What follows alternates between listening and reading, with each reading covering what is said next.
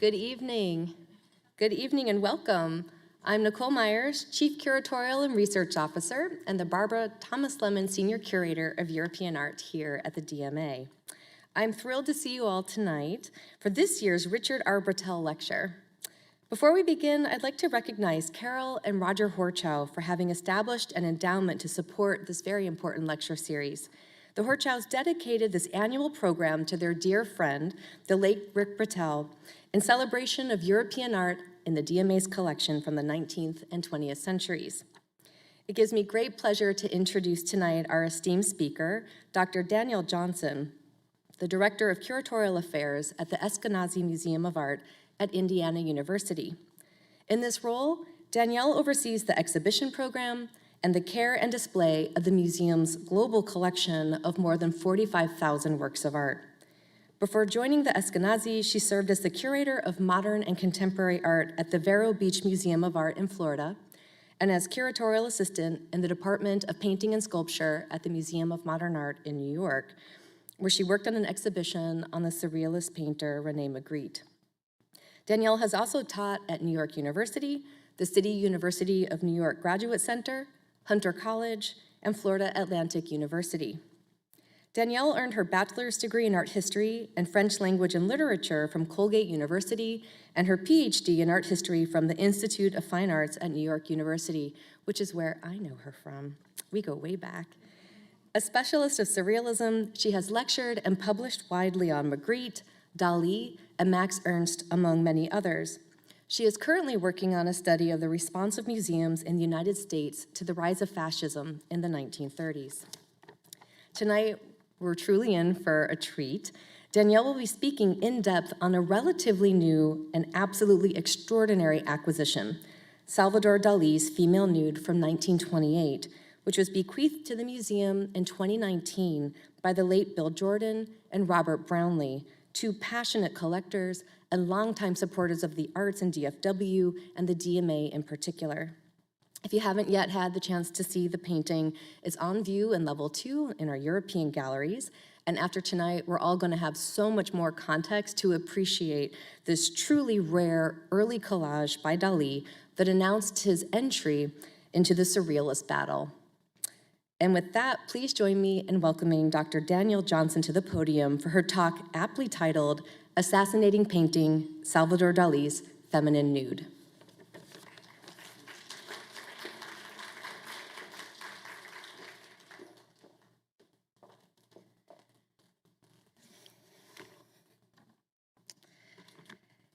It's an honor to be here tonight as a part of the Richard R. Brettell Lecture Series. I've appreciated the help and kindness of Christina Echezarreta, Manager of Adult Programs, over the last few months. I want to extend particular thanks to Dr. Nicole Myers, who is, as you know, Chief Curatorial and Research Officer and Senior Curator of European Art, for inviting me to give this lecture and for her hospitality.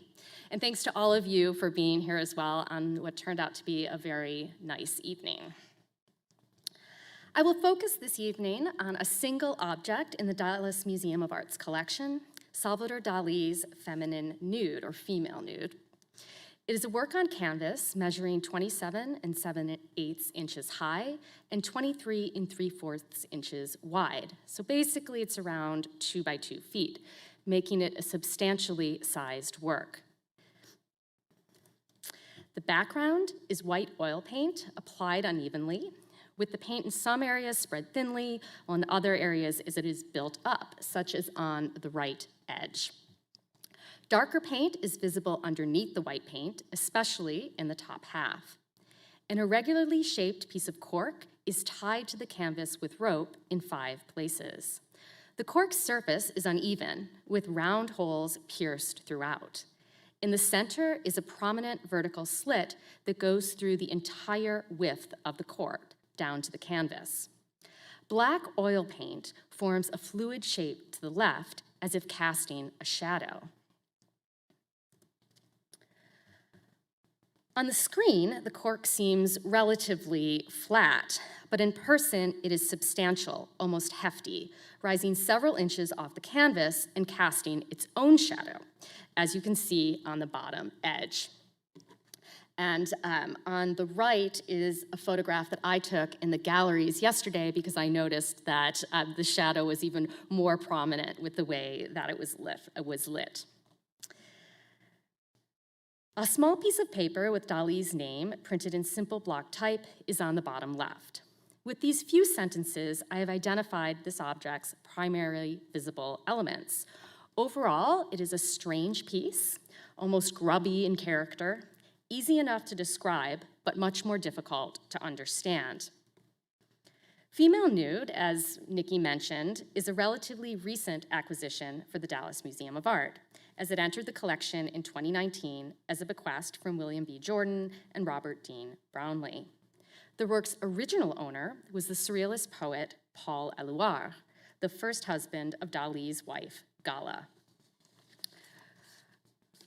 When I saw Female Nude in the museum here in Dallas earlier this year, I was intrigued because it is a significant piece from a pivotal moment of Dalí's career.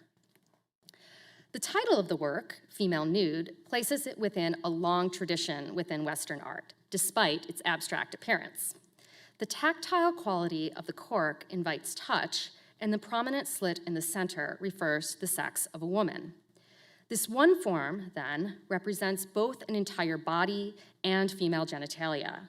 The slit, as well as the overall piercing of the cork throughout, also suggest layers or concealment, which brings us to an additional aspect of the work that is not visible but significantly impacts interpretation. Underneath the cork form is a conventional beach scene. Two figures are delineated with rudimentary forms. They stand in the ocean with a few rocks around them. A horizon line is visible in the back. This image has only been reproduced in black and white, so it's not currently known exactly what colors Dalí used. But when looking closely at the work in the gallery, you can see two small areas of the hidden composition at the edges of the cork. The casual viewer would not notice this, but you can see it if you look closely. A small portion of the bottom edge appears grayish blue, which would be the water.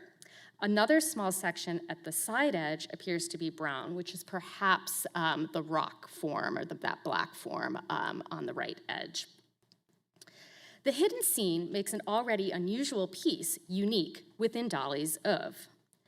Why would Dalí create this image and then conceal it with an amorphous form made from a common material like cork? This is the question that I will examine throughout the talk. Scholars, including Dawn Ettis, Félix Vanès, and William Jeffett, have connected Female Nude to the assassination of painting, a broad concept indicating protest against traditional aesthetics through experimentation with radically new artistic forms. Others have viewed it as a prototype for the Surrealist object, or discussed it in light of ideas about sexuality and eroticism current in the Surrealist movement. Very little, however, has been said about the hidden scene under the cork and Dalí's motivation for including it. I propose that the beach scene and the act of hiding it is central to understanding the work and its connection to Dalí's iconic Surrealist paintings, which he would complete soon after. Female Nude belongs to a small group of works, all from 1928, that combine unusual materials such as cork, sand, and shells with oil paint. The primary subjects are bathers on a beach. The bather, either partially clothed or nude, was a favorite theme for Dalí throughout the 1920s and an obvious vehicle for exploring the human form and eroticism. In 1928, this generalized eroticism shifted to images that were more highly sexualized, so much so that several exhibition venues rejected or attempted to censor Dalí's work. On the screen, we have two paintings with melting abstract forms depicted in peachy tones that indicate flesh. They both incorporate sand and small pebbles, and the one on the left even includes seashells, small ones. Dalí used the sand to represent the beach, a literal material substitution for a depicted image. In Bather, the deformed figure, which is the work on the right, the deformed figure is splayed towards the viewer. The head has been reduced to a small circle with tiny black eyes and an open mouth full of sharp teeth. The limbs are shockingly prominent, especially the enormous hand on the sand, its pinky finger sticking out in a phallic parody. The other arm is immensely swollen, but ends in a tiny hand at the crotch, referring to masturbation. The figure casts a shadow, just as Dalí's female nude does.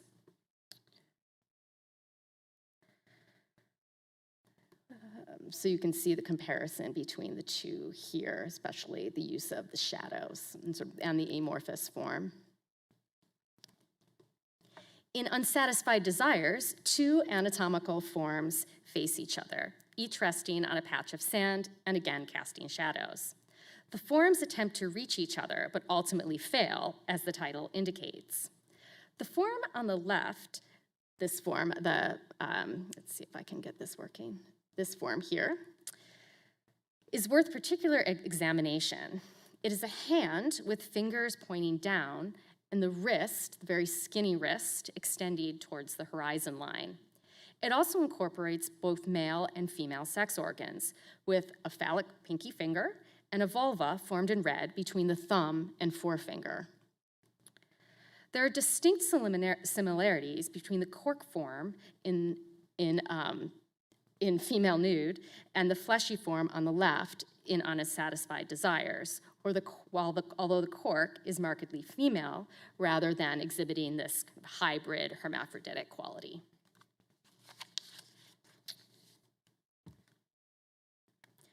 One other work from 1928, entitled Anthropomorphic Beach, uses cork to represent the female body. Its sexual character is blatant and indeed less subtle than female nude. The entire form inside the frame on the left here is cork. Starting from the top, the hole in the cork represents the navel, and a sea sponge, prominently painted red and pasted to the piece of cork, represents female genitalia. A finger made of painted wood once again symbolizes a phallus. It points suggestively at the sponge, close to touching it. The most detailed part of this work is the patch of black hairs painted on top of the finger, which emphasizes its phallic quality. The finger, of course, may also be a vulgar gesture. Perhaps the artist is giving the finger to the conservative public. The curving lines, which you see in the center and going down, are ambiguous. They could be legs, shadows, or a compositional element meant to separate the two realms or sexes, suggesting, again as in Unsatisfied Desires, that this is thwarted longing. The photograph on the right shows the original state of Anthropomorphic Beach. Originally, the cork was attached to a large canvas with cord at the upper corners, and you can still see the holes in the piece that still exists at the upper corners. A stone, potentially representing a shadow on the beach, was tied with rope to the lower left.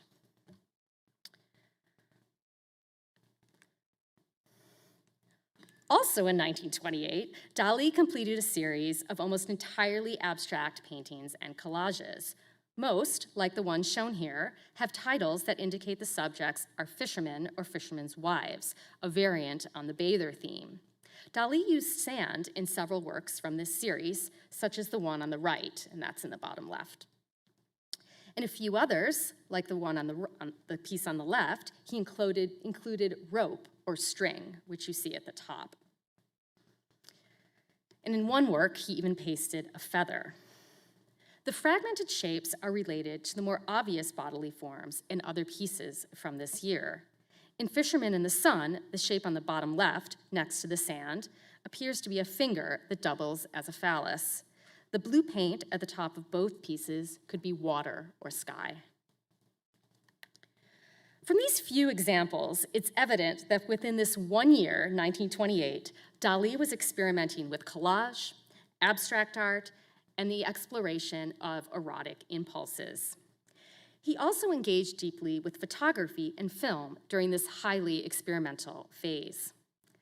Dalí was 23 or 24 years old when he made Female Nude, And although he had spent the last decade studying art, and he had gained some notice after exhibiting in various group shows and 2 solo exhibitions, he was still considering multiple methods and means of creating, and had not yet begun working in the highly realistic, polished painting style that he is best known for. Further, he was on the very cusp of his triumphant arrival onto the Surrealist artistic scene, which occurred in the spring of 1929 with the screening in Paris of the film Un chien andalou, or in English, An Andalusian Dog, which he co-created with Louise Buñuel. You can see the young Dalí here in 1929 in a photograph taken by fellow Surrealist Man Ray. And on the right is a still from the most famous scene in Un chien andalou. The moment before a woman's eye is cut with a razor, seemingly destroying her vision. And I can still not really watch this when you see it happening on the screen. Surrealism began as an official movement in 1924, which is almost 100 years ago now, which meant that Dalí's initial reception of Surrealism occurred in Spain, outside the French center. From 1926, critics in Spain were divided as to whether Dalí was a Surrealist, while Dalí only slowly gave his allegiance to the movement in his writing and art throughout the course of 1928 and 1929.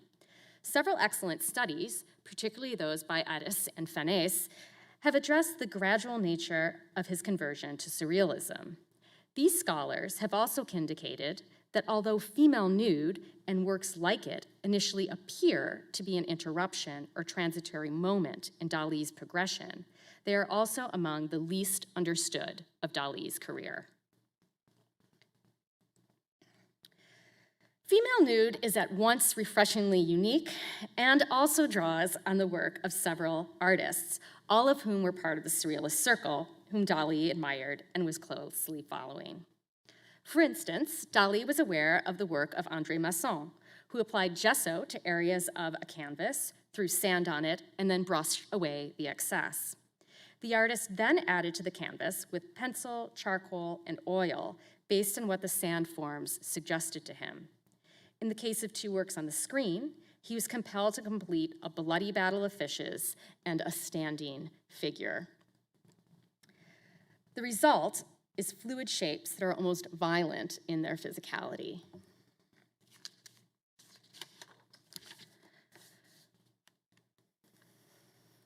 Female nude also has affinities with Jean Arp's work from the teens and 20s, such as the relief sculptures shown here.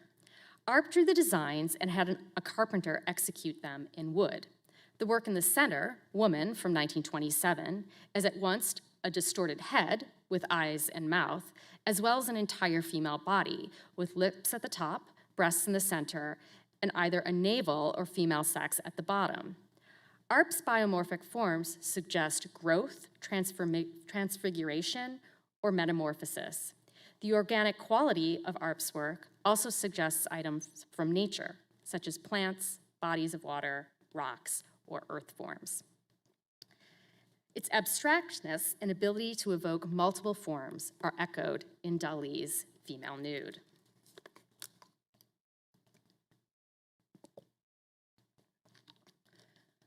The work of fellow Spaniards Pablo Picasso and Juan Miró provide even better comparisons, in that they were painters who were unafraid to surpass conventional limits of good taste or traditional beauty in art. Picasso was a primary inspiration for Dalí throughout the 1920s. His massive bathers of the early to mid-1920s undoubtedly influenced the younger artist. The 2 bathers at the bottom of this slide, one by Dalí and the other by Picasso, were both made in 1928 and share a curiously similar composition. Both have exaggerated, splayed limbs. Tiny heads at the left further emphasize the dominating physical presence of the bathers' bodies on the sand.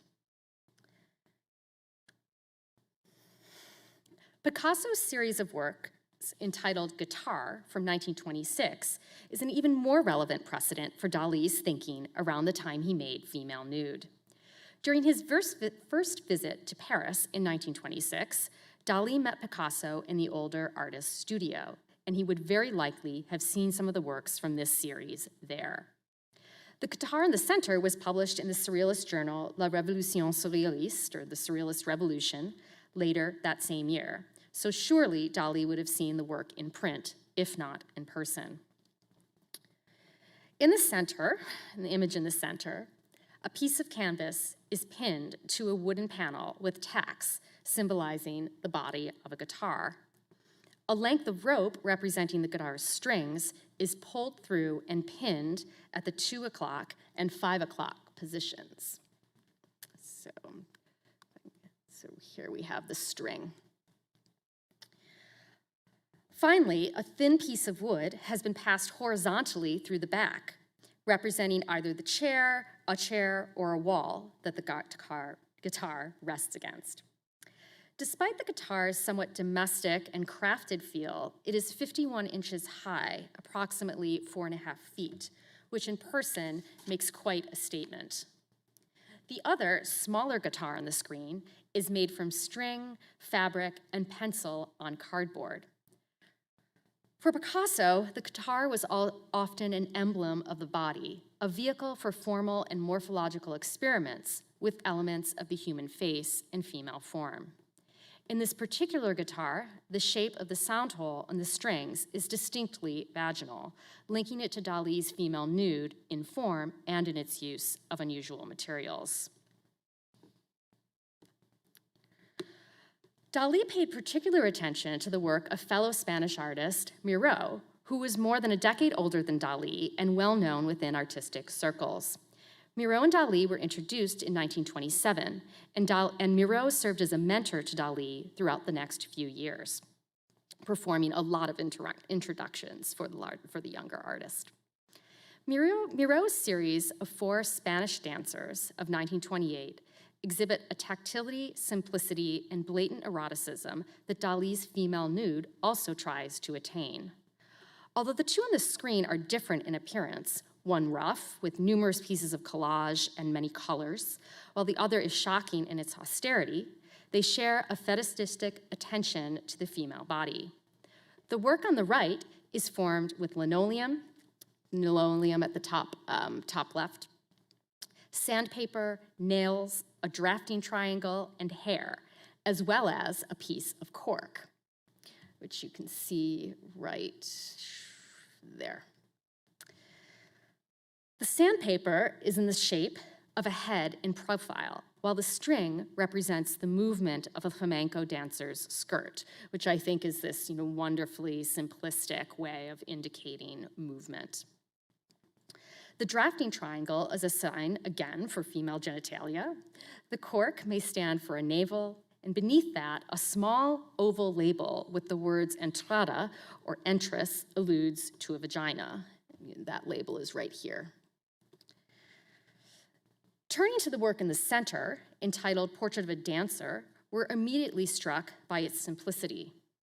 The empty white ground of the piece, which measures 39 and 38 inches high, is populated only by a feather, a hat pin, and a cork, which come together to represent the dancer's form, her head, body, and skirt. The feather, which indicates the movement and soft and fluid quality of a skirt, as well as of the dance itself, is particularly sensual. Miró and Dalí's shared interest in both the highly abstract and the shockingly real and direct was related to the idea of assassinating painting. In 1927, French critic Maurice Raynal wrote that Miró had declared, quote, "I want to assassinate painting." The phrase, which had already been in use within the French avant-garde, then proliferated in both the French and Spanish press, and was immediately picked up by Dalí and his cohort. The expression is violent, confrontational, and destructive, directly counter, in theory, to the long-held idea that painting was to be revered for its display of skill and ideally contemplated as a spiritual or didactic tool. As an idea, the assassination of painting also indicates an interrogation or attack on the nature and future of painting, but not its wholesale rejection.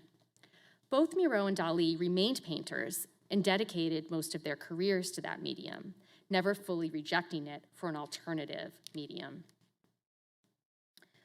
These multivalent aspects of assassinating painting appeal to the young Dalí and many of his circle in Spain, specifically in his home region of Catalonia in northeast Spain. In 1928, along with the writer Sébastien Gasque and journalist Louis Montagnac, Dalí published a text called the Yellow Manifesto, or Catalan Anti-Artistic Manifesto, that amounted to a fierce attack on art that is conformist or rote, or what these authors thought, of course, was conformist or rote. The trio celebrated instead the new products of modernity, such as the machine, cinema, and jazz. In the last section of this rather lengthy manifesto, the authors announced that they denounced decorative art, meaning art that is formulaic and cliché, as well as young people who should instead be bold, but rather just repeat the tropes and forms of ancient painting or old painting. They called instead for artists and an artistic culture that was audacious and did not fear new realities or the risk of ridicule. At the end, the authors listed some of the great writers and artists already taking these risks, which included Arp, Picasso, and Miro. Dalí was a prolific writer, and the best glimpse into his thinking at this period, and especially in relation to female nude, is a lengthy essay that was published in 3 installments from February through May 1928. Called The New Limits of Painting, the essay explores how to push beyond the expected and accepted. In the first installment, Dalí disparages popular art as well as Impressionism, indicating instead that the abstract or the formless and mobile offer new limits that artists should explore. He analyzes the work of a number of artists, speaking, for instance, of the poetically physical character of Figuration of a Nude by Miro, probably referring to one of the collages of a dancer. Dalí writes that with such work, physical reality has been freed from conformism and habit, thereby challenging simplistic conceptions of the real. In the final installment of The New Limits of Painting, Dalí connects collage to the assassination of painting. Writing of breaking away from antiquated artistic means, he insisted that there are, quote, 1,000 ways to escape these artistic proceedings that are too slow and hardly fit for the almost always sterile, rejuvenating processes, end quote. Photography, film, collage, and objects were some of the many ways it was possible, in Dalí's eyes, to achieve, quote, this complete assassination of painting and even art in general. Despite his interest in assassinating painting and in working with mediums like collage and photography, Dalí was not ready to abandon canvas and paint, a conflict he expressed in this same essay. Even the title of the essay, The New Limits of Painting, while acknowledging new limits, is not overtly confrontational or dismissive, as were the later titles of essays by other artists, such as Louis Aragon's Challenge to Painting of 1930 and Max Ernst's Beyond Painting of 1937, both of which outlined the ways artists have rejected or questioned the painting medium. In the third and final installment of New Limits of Painting, Dalí suggested that one must attack painting on its own grounds and not merely look outside of it. He acknowledged both the destruction of the past and the multiplicity of disordered forces that were fighting for a position in painting, yet seemed uncertain that painting should in fact be assassinated. He writes, quote, "The assassination of art, what a beautiful tribute. The Surrealists are people who honestly devote themselves to this. My thought is quite far from identifying with theirs, but can you still doubt that only those who risk all for everything in this endeavor will know the joy of this imminent intelligence?" Although in this essay, Dalí has clearly indicated that he was not ready to abandon oil on canvas entirely, and as I said earlier, he never would, the adoption of his iconic, highly illusionistic and detailed style of painting soon after he wrote these words is surprising nevertheless.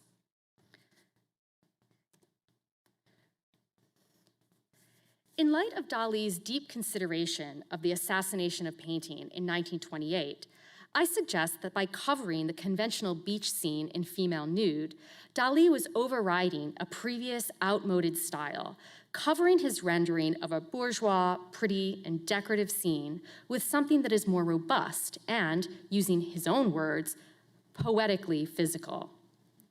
It was not, as a few have suggested, a simple substitution of one nude for another. This hidden scene represented the outmoded, habitual painting practices that he was leaving behind in favor of work that is more vivid and moving, what he would have called more real. Yet the fact remains that it is still there, this painting. It is present. Dalí could have easily chosen to not include such an image. Certainly, it would have been easier to paint that swath black or white without concern for the contours and for how he might hide the work. It would have been more audacious, perhaps, to not include it at all, in line with the works of Picasso and Miro that we saw earlier. In this way, Dalí is also building on this beach scene, building on the tradition of painting and interrogating it rather than rejecting it wholesale. Some of you may wonder, did anyone who viewed female nude in the years immediately after it was made know about the hidden beach scene? It was shown 3 times in 1928 and 1929, and then was not exhibited publicly again for 35 years. It was first exhibited in a group exhibition in the fall of 1928 at the Galerie Dalmau in Barcelona. Dalí urged Josep Dalmau, the owner of the gallery, to take particular care of the work, since Dalí held it in esteem because of its, quote, purity of expression. The second exhibition, another group show, this one held in Madrid in March of 1929, focused on Spanish artists who were working in Paris. Dalí was included even though he had arrived in Paris just that month. During these 2 shows, there were several mentions of female nude in the press, and it was reproduced in print at least twice, indicating its appeal as an object, although not all those who were fascinated by it approved. For instance, a couple of critics claimed that the artist lacked skill and used gimmicks and shock tactics to gain notoriety. On the screen, we see the response of a cartoonist who in 1929 poked fun of the artist's sexualization of common materials and forms. A young boy and his father look at stumps in the park. And by the way, this exhibition actually took place in the botanical garden in Madrid, so there's a reason that they're in this park, another reason. The caption reads, "Following the Botanical Gardens exhibition, don't look at that, son, it'll pervert you. Don't you see they're naked women?" The most interesting comments were made by Sebastian Gasque, who noted the use of sand and cork in female nude and other works by Dalí, calling them anti-pictorial materials and connecting the works to the assassination of painting. Gasque claims that Dalí, with these works, has escaped from formal preoccupations and settled on poetry. It's possible that Gasque, who was close to Dalí, knew about the hidden beach scene, but chose not to analyze it as part of his review. Given the lack of attention in the press to this hidden element, it's likely the conventional beach scene underneath would have been known only to a select few, those in an inner circle who would have understood, at least partially, Dalí's thoughts and aims. The third exhibition that included female nude was a solo show, Dalí's first in Paris at the Galerie Gaumont in November and December 1929, about 8 months after he arrived in the French city. Female nude was neither included in the catalog nor in the exhibition proper. Rather, it was shown in the window of the gallery. Unfortunately, there aren't any extant photographs of Dalí's exhibition, but we do have these images on the screen, which are photos of the gallery without any artwork installed. From the design and photograph in the left and center, it's evident that Dalí's substantially sized and striking female nude would have drawn the curious eyes of passers-by as it was hung in the window. On the right is an interior shot with the window to the street blocked by a wall. The gallery was small, so it's likely that that surface was used to hang artwork. The end result being that female nude was very much separated from the rest of the exhibition.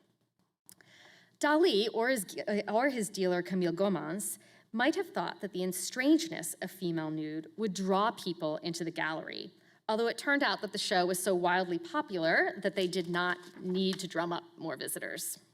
It's also possible that Dalí would have wanted female nude displayed separately because it was different from any of the other works in the show, a so-called interruption in the general character of his work of the late 1920s. A third option is that female nude, despite its unusual appearance or dissimilar appearance, may have been emblematic of the direction his work had taken in the past year, meaning that it represented the rejuvenation of painting that was at the core of Dalí's understanding of painting's assassination.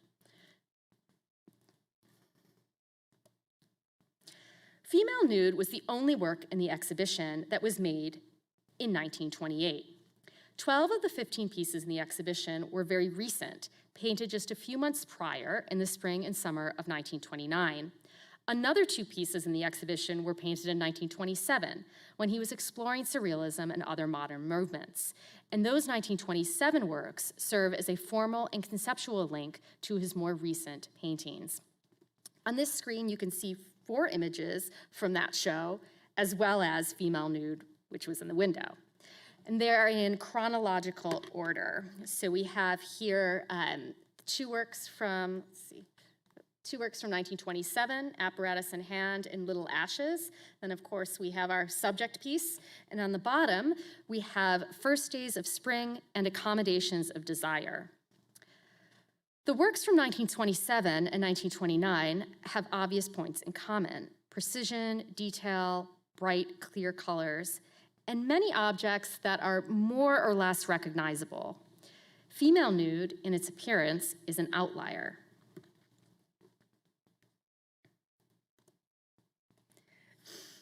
Accommodations of Desire and First Days of Spring both incorporate collage elements, but in a very different manner from female nude. First, Dalí added photographs and prints instead of sand, rope, or other more tactile substances. Second, he incorporated these new collage elements so that they are easily mistaken for paint, and the painted elements for collage.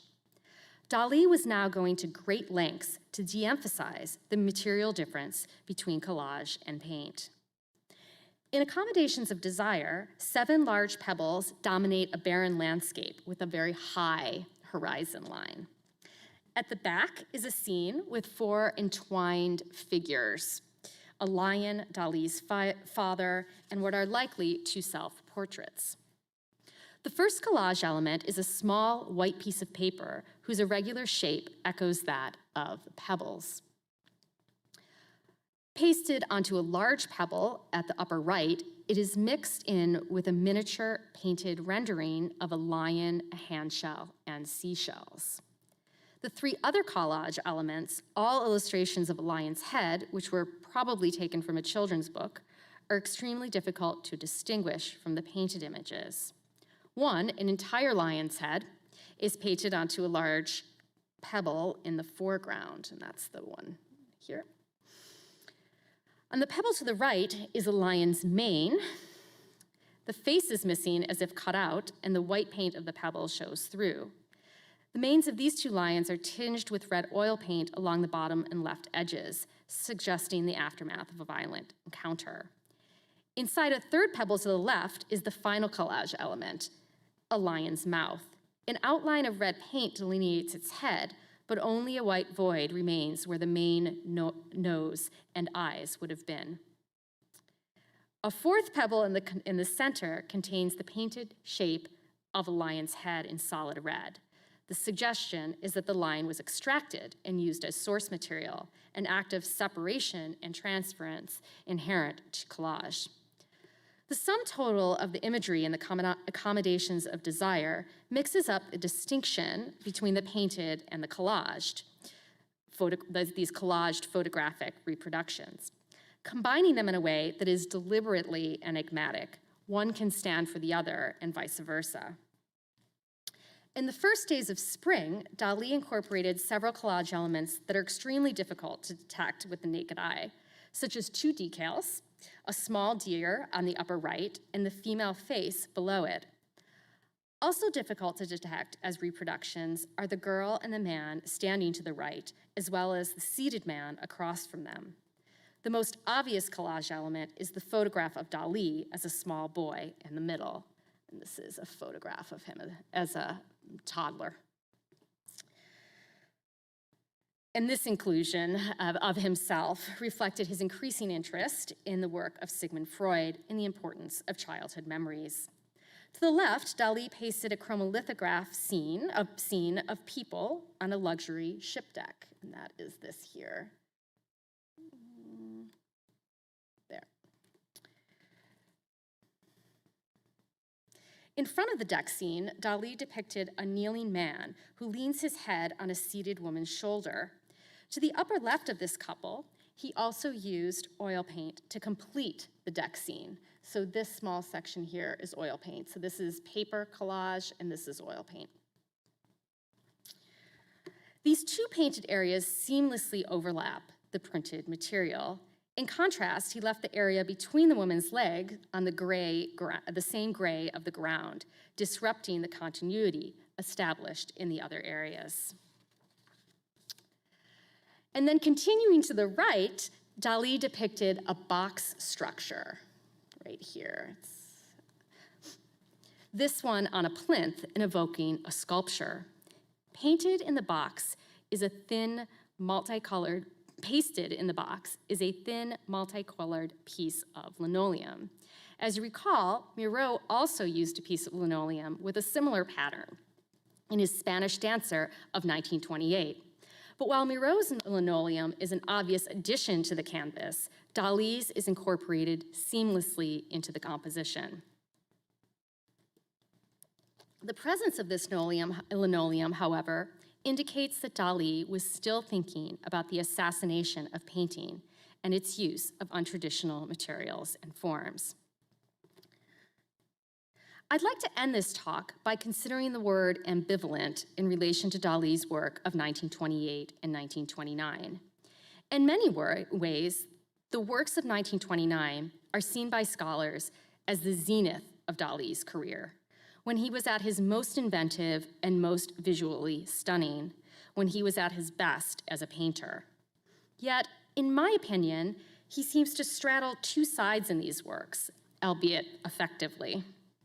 He is at once overturning a previous tradition of painting, assassinating it or killing it from within, while also embracing its history fully, reveling in the medium's mimetic ability to deceive and to confuse, to echo the real world, as well as photographic reproductions.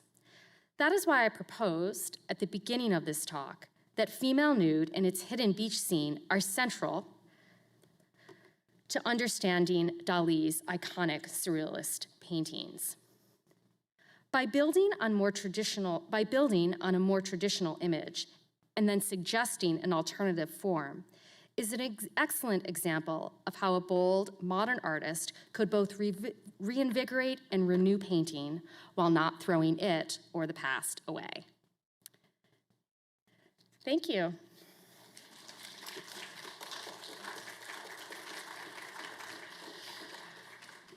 Well, I hope we have questions. I understand there's a mic that will be passed around. Yes, just please raise your hand and I'll, hello? Okay, it's working now. Regarding the beach scene, Yeah. when was that photograph taken? Yeah, and why that's does there appear to be a signature in the lower right? I was hoping someone would ask that. It's a bit of a, historiography to try to figure that out. So this piece was first reproduced in 1929 and 1930 in two journals. And in the journals, the signature is already on the piece of paper. So we already don't have the signature on the bottom right that you see there. So I am guessing that is a very early photograph. It would have to have been done in 1928. Although others in the literature, and obviously I think they're wrong, have said that they think it was around 1970 when there was some conservation done on it. But given the historical reproductions in those journals, that doesn't make sense. Hi. I had two things. One is this is in front of us. Is there any chance that that's a abduction of Europa scene? You know, I mean, she's straddling something. I think that's an interesting question. It definitely there seems to be like an interaction or perhaps even a conflict. It's really hard to tell from this image. But you would think that there is some type of story or certainly some historical precedent that Dalí had in mind. It would be too good if it was, Yes. So my other question, I have many questions about the completed composition, but I guess the first piece of that question is, what is this piece of cork? Was it a found object? Did he sculpt it? And how does that play into sort of the assassination of painting and the sort of role of the artist in the creation of the work of art? So it's said several times that this was a found object, that it was found on the beach. Now, I don't know where that information came from originally, so I can't say 100% that that's true. Dalí wasn't a scavenger in that way. Even with his later surrealist objects, I'll be honest, I don't see him trolling the beach for cork.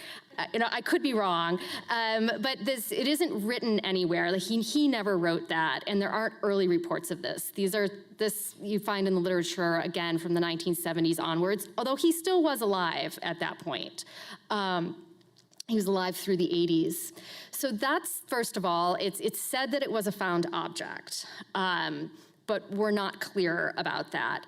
And then the second part of your question was its relationship to the assassination of painting, the materiality. It does seem like if it's the difference between a found object and an object that he crafted would be interesting in terms of your argument.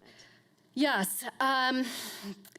So, I think if it was a found object, then it's in terms of the argument, it's something that is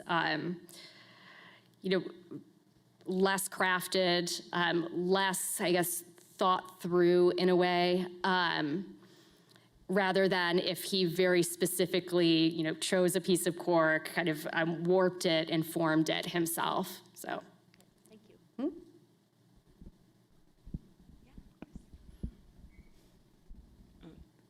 I was just wondering on that painting where there were multiple images on both sides of the central object. Yeah, it was that one there. I was just wondering if the figure of the man in brown that's facing off from everything, if that might be an image of Dalí himself being sort of disinterested in everything. It could be, but I would say this particular figure likely is not. If anything, Dalí would have depicted himself here. And we do know that's him right there, and that's his father. That's a depiction of his father. It's possible. I mean, his self-portraiture at this moment, and in fact through the 1930s, certainly it's not what we would call recognizable. So it's certainly possible that that is a stand-in for him, facing away from the scene.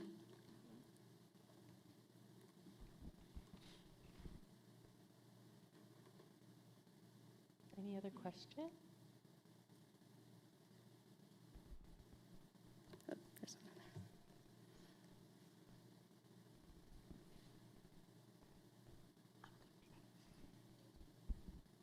Hi, thank you for your talk. I found it really fascinating. I'm just wondering, do you have any thoughts about what the shadows in all of his beach scenes might mean?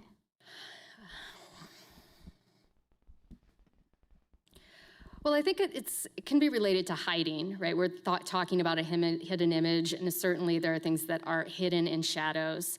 I think shadows are also something that artists learn very early on. You know, I was a terrible artist in the classes that I was forced to take, but I do recall that you focus a lot on shadows and how those are used to, you know, depict space, to indicate the form of objects, the direction of the light. So that's a very basic tool in traditional art making. And so if I were to speculate on all of those shadows, I would say that it is a part of these works that is sort of more traditional, that is tying Dalí to sort of less abstract ways of working. There's one question behind you.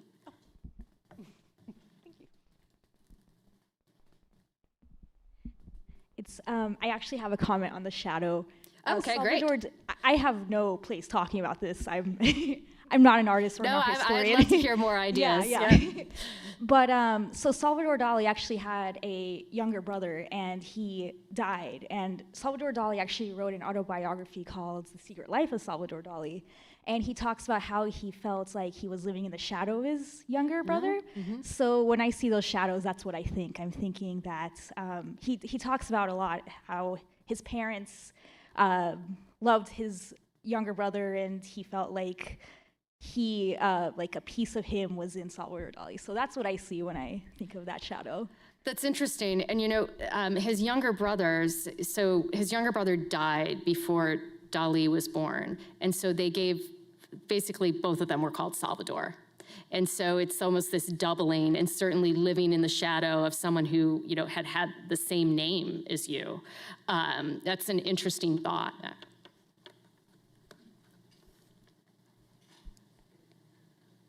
We have time for one more question.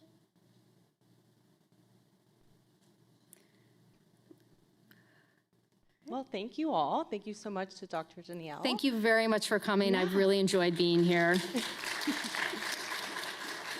Thank you all for joining us. And again, another thank you to the Richard R. Brettell Lecture Series for making this possible. We hope to see you all again real soon.